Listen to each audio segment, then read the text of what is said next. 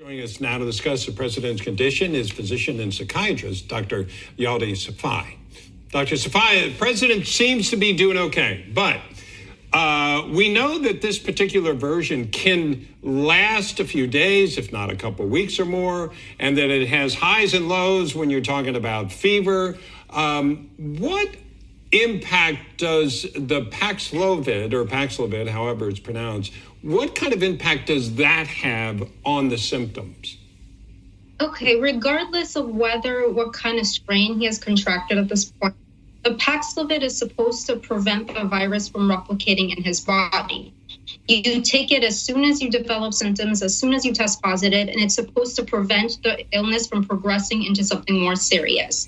So that's why I'm giving it at this point. Doctor, on Wednesday, President Biden did make this comment to reporters when asked about controlling the increase of positive COVID cases. I want to have you take a listen to this. What's your take on the next steps for COVID, Mr. President? Cases are going up. What should the country be doing right now? Getting vaccinated. And for those who aren't? They've got a problem. It's not in their interest or the public interest not to get vaccinated.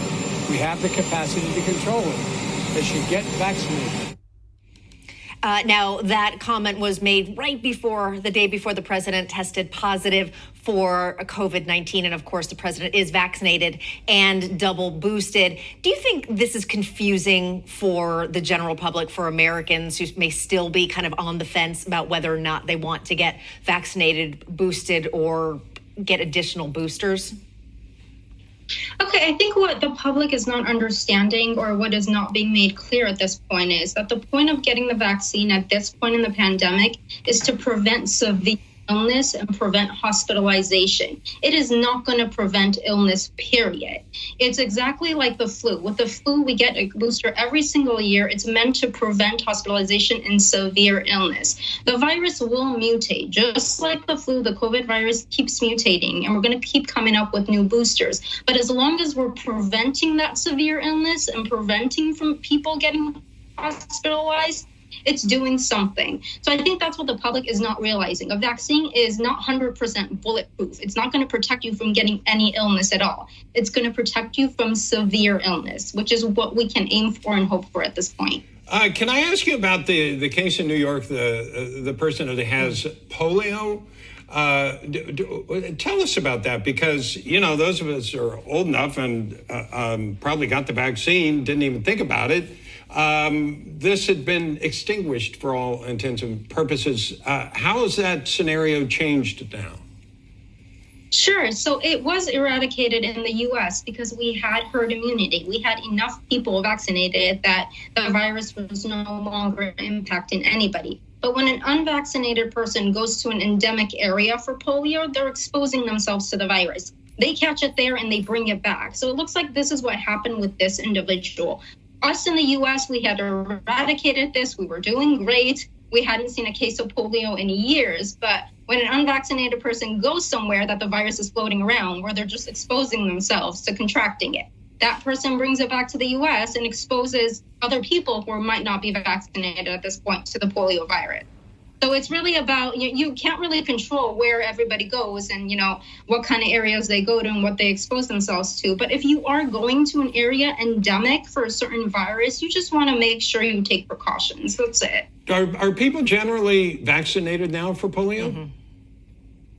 Yes, most people are. And we have enough people vaccinated to have herd immunity work. Herd immunity is when a certain number of people are vaccinated, it protects the entire community. So every single person per se doesn't necessarily need to be vaccinated. We just have to meet that number threshold. However, like I said, when one unvaccinated person goes to an area and contracts it, brings it back, they're exposing all the unvaccinated people at this point. Yeah. So herd immunity breaks down. But in the U.S., we have this covered, we have this eradicated. It's just, it's coming from other countries. So there's really nothing we can do to control about that.